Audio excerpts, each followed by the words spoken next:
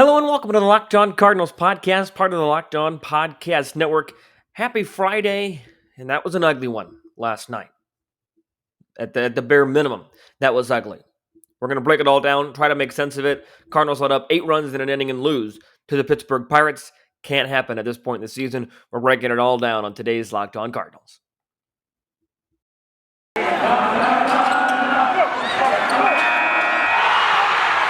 You are Locked On Cardinals, your daily St. Louis Cardinals podcast, part of the Locked On Podcast Network, your team every day.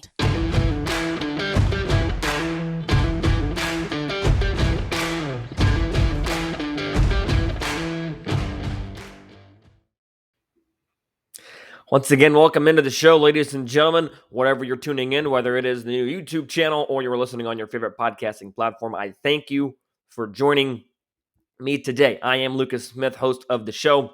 You can follow me on Twitter at LJFastball. Follow the show on Twitter and Instagram at LO_Cardinals. Free and available on all platforms, including the YouTube channel at Locked On Cardinals. Be sure to subscribe to the show wherever you get your Cardinals content, as well as leave a rating, and you can email the show anytime at LockedOnCardinals@gmail.com. Cardinals lose 11-7. I feel like if you were watching the game in the third inning, the Cardinals were up 7-3. They were even up 7-1 at one point. Probably most people, or at least some people, probably turned that game off. Check, that's a win. Don't need to worry about that game anymore. That game's over. And a couple of innings go by, you check the score on your phone, you think, okay, it's pretty good. Fifth, sixth inning, maybe you decide to go out or have a nice Thursday night or something, and then you check your phone what seemed like in the blink of an eye, or 25, 30 minutes later, and all of a sudden the Pirates are winning 11-7. Wow.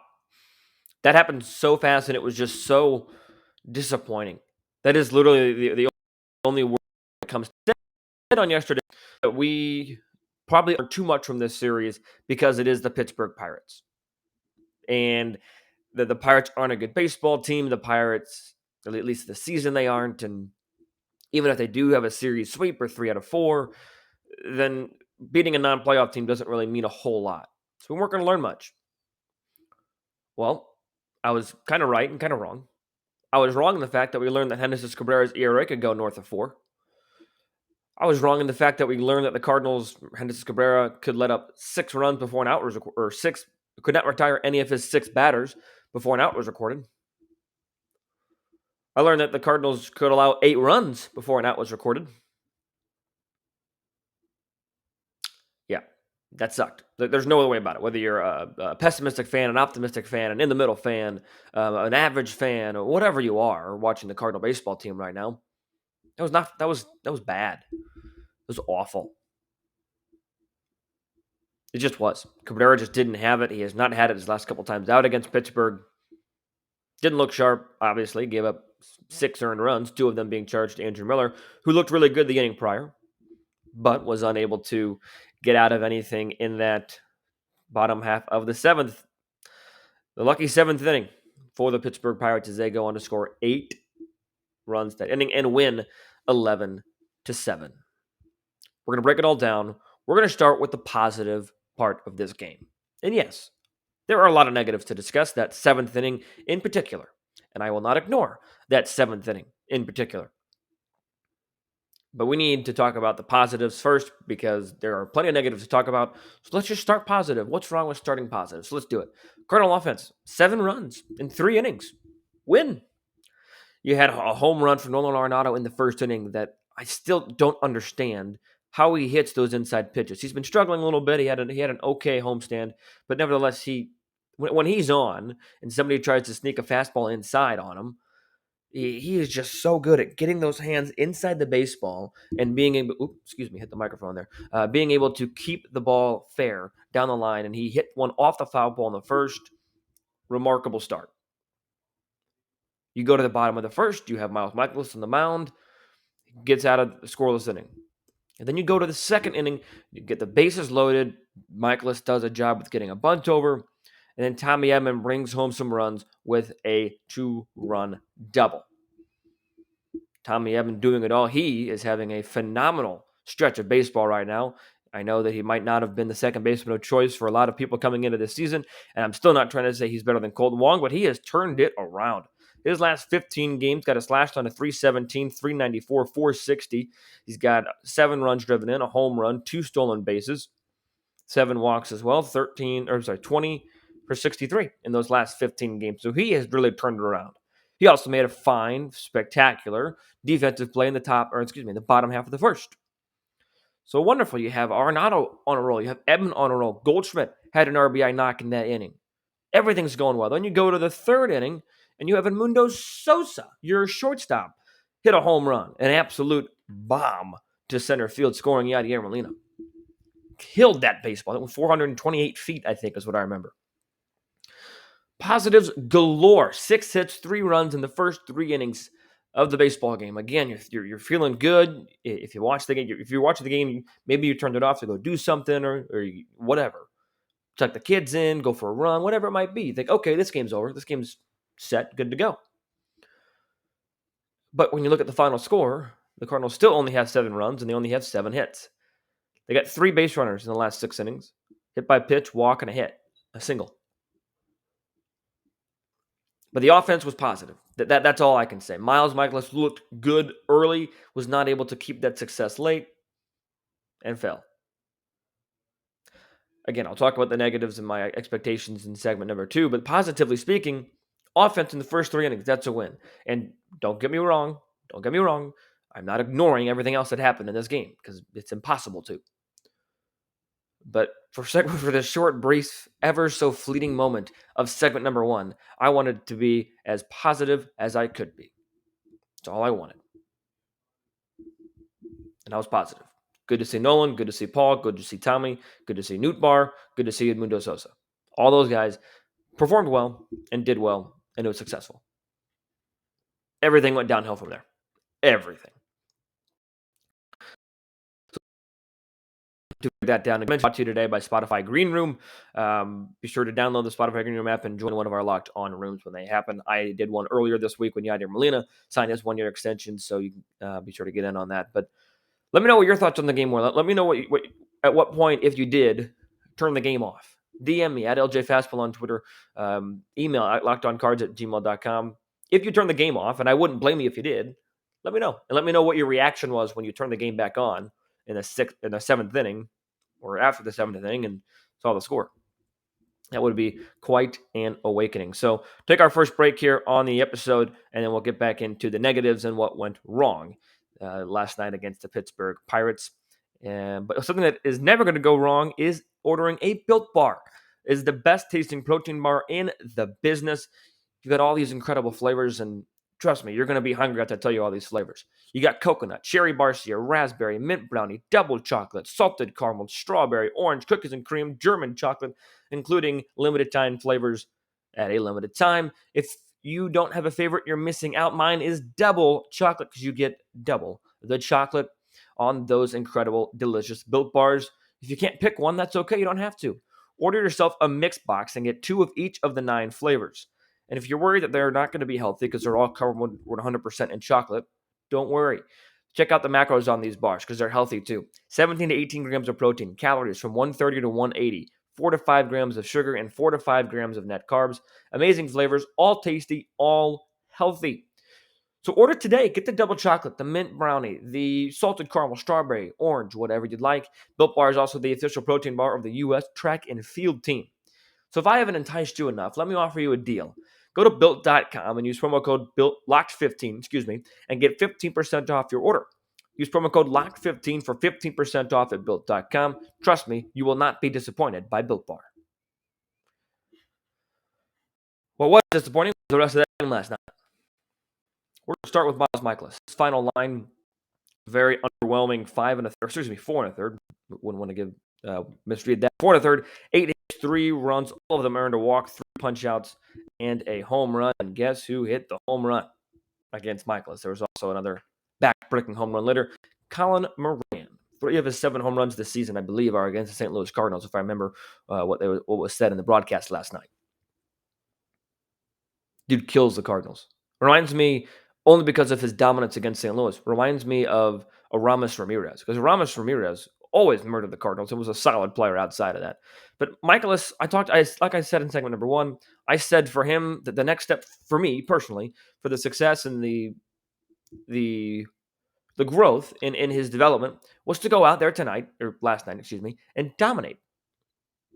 He did not do that. Give up 3 earned, 4 and a third. And what really sucks too is that not only did he not dominate, but he was given a 7-1 lead. He was initially given a 5-0 lead. And I'm not trying to sit here and say that this one start makes Miles Michaelis not an ace or not a really good pitcher. If you want to use other data to back that up or wait to see more data, that's fine. But aces and really quality good pitchers, both of them and or, don't blow 5-0 leads and take advantage of those leads and settle in as you go. Michaelis was unable to do that, did not dominate. And again, not to use this one start as a moment of, okay, done with Miles Michaelis. No more. That's it. No, not at all. But I was kind of disappointed to see or not see Miles Michaelis take that next step in his development and dominate the Pittsburgh Pirates. Because if I had to guess, that's what he would want to do. And if I had to guess, the starter tonight, J.A. Happ, has history of dominating the Pittsburgh Pirates. So my guess is that he's going to dominate, but we will get into that a little bit later on as well. Happ's going to have to be a stopper. Michaelis was supposed to kickstart their momentum after a walk-off win against Detroit. Not happening. I don't think the Cardinals are playing that bad of baseball as they were in June when they had this easy of a schedule, or lighter of a schedule, I guess I should say. But they're definitely not rolling like they were in July and even the first part of August. Because no matter who you're playing, it's all about how you play as well, right? And the Cardinals right now aren't playing, I wouldn't say that necessarily they're playing terrible baseball, although last night was pretty terrible. They're just not playing anywhere close to good baseball either. And that's the big problem. So, Michaelis is where I start, and, hugely disappointed isn't necessarily the phrase I would use. Definitely, he's wanting more. And when you're trying to get results at the major league level, don't necessarily want to leave somebody wanting more. So Michaelis wasn't sharp. Behind him, the bullpen was sharp until it wasn't. McFarland has 2/3 of an inning of scoreless baseball. Andrew Miller had an inning of scoreless baseball. And then it all unraveled there in the 7th inning. Let's just go through play by play what happened in that 7th inning for the Cardinals, or I guess for the Pirates. It was atrocious to watch. Cabrera Hayes a leadoff double. Ben Gamel walks. Miller's pulled out, and Cabrera is put in. Michael Chavis single. Brian Reynolds single, 2-run score. Colin Moran single. So now you've got bases loaded. Wilmer Defoe single. We're tied. Gregory Polanco double. Pirates lead. Excuse me.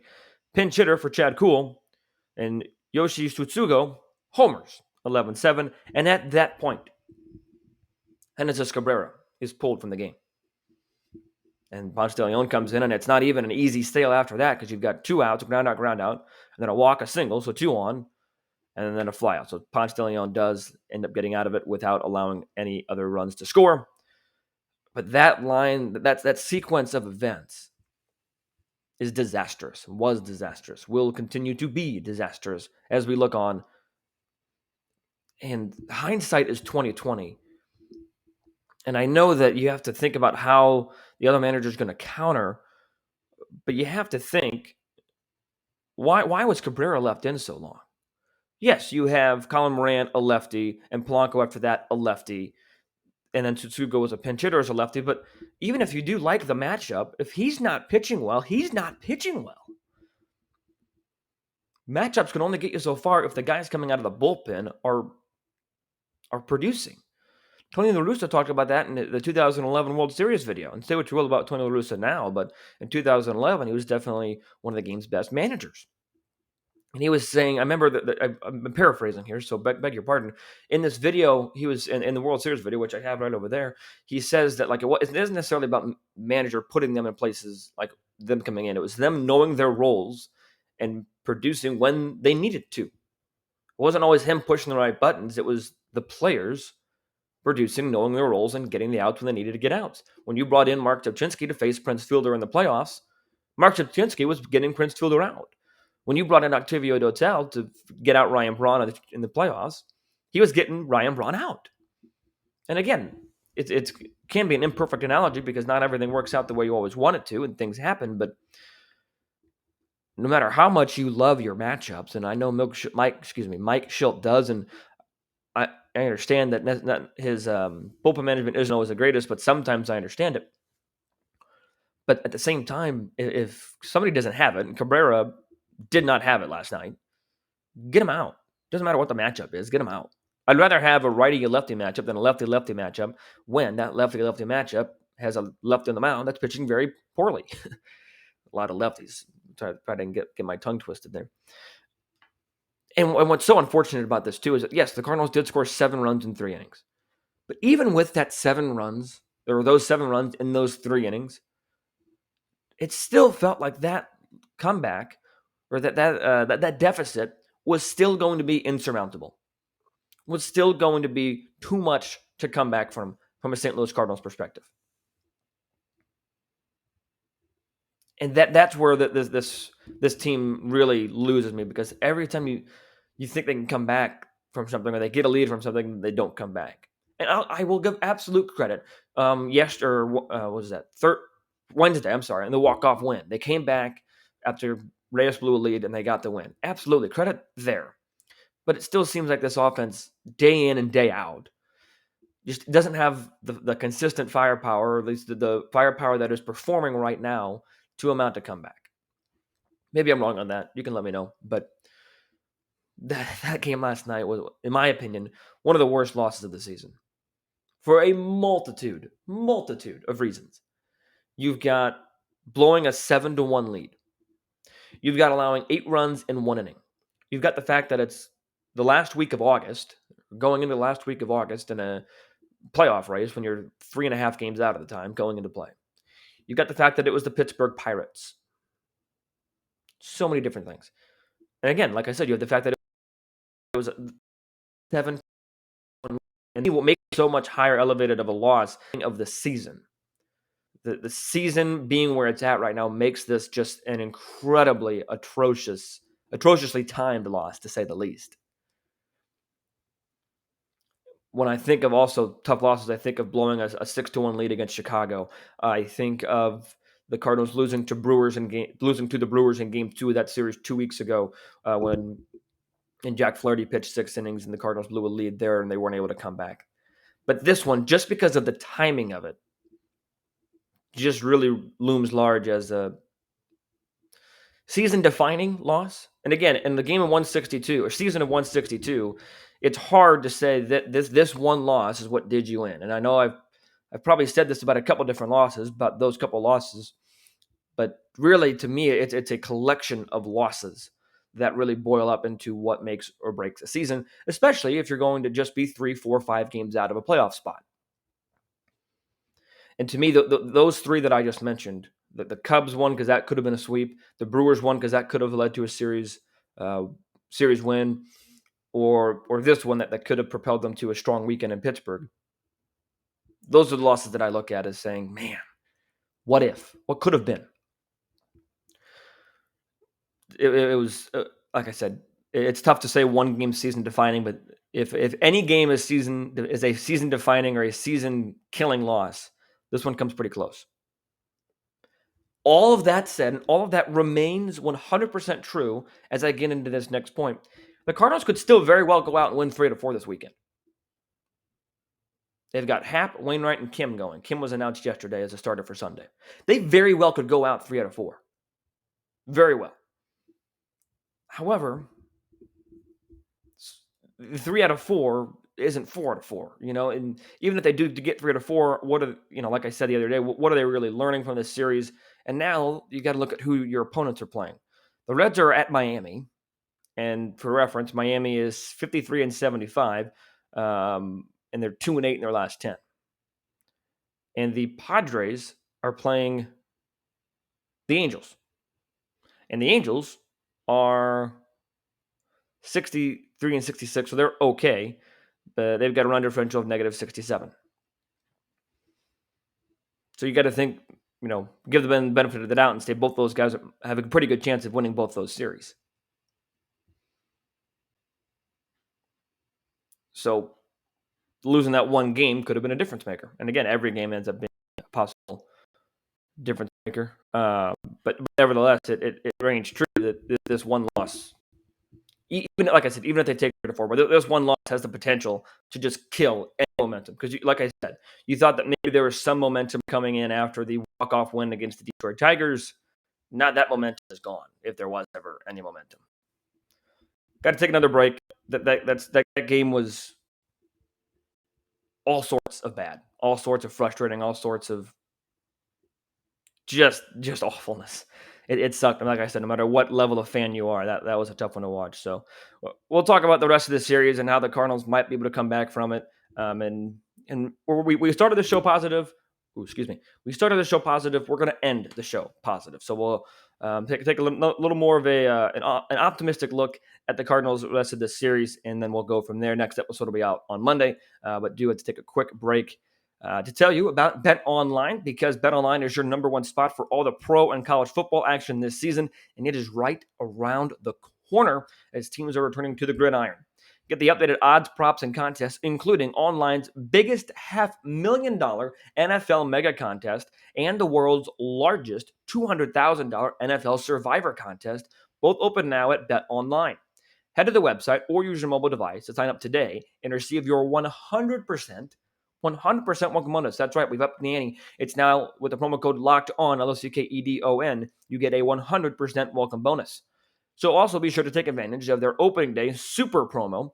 When you make a bet on Thursday, September 9th season opener between the Super Bowl champion Buccaneers and the Dallas Cowboys, and if you lose, your wager will be refunded for up to $25 for new customers only when signing up using the promo code NFL100. BetOnline, the fastest and easiest way to bet on all your favorite sports, from baseball to basketball, football, boxing, right to your favorite Vegas casino games. Don't wait and take advantage of all the great offers available for the 2021 season. BetOnline, experts.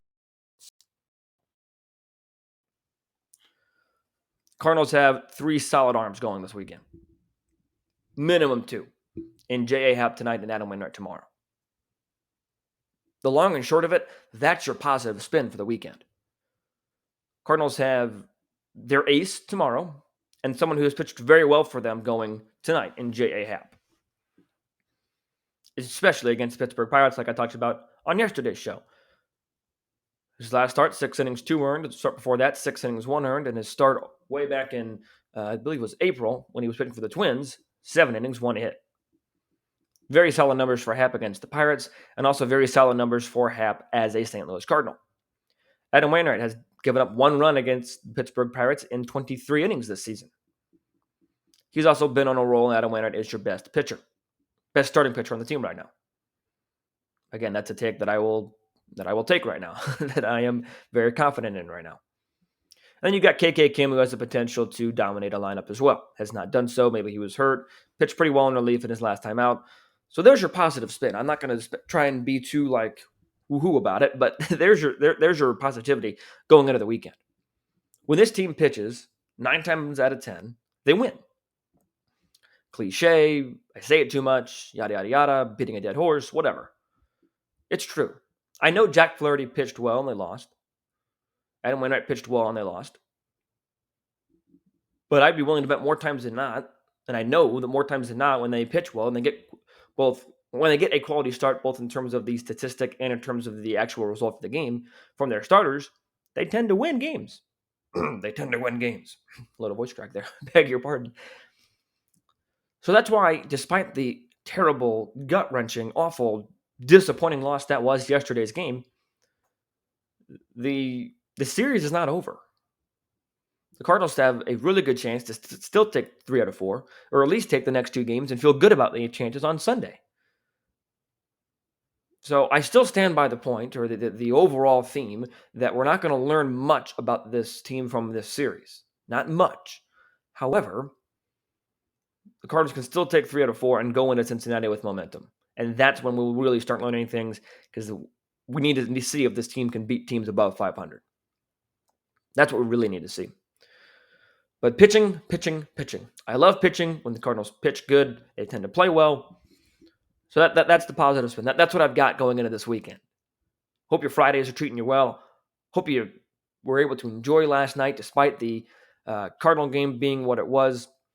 And that's going to do it for today's show. A little bit of a shorter show, but I appreciate you tuning in, whether it is on the YouTube channel or on your favorite podcasting platforms.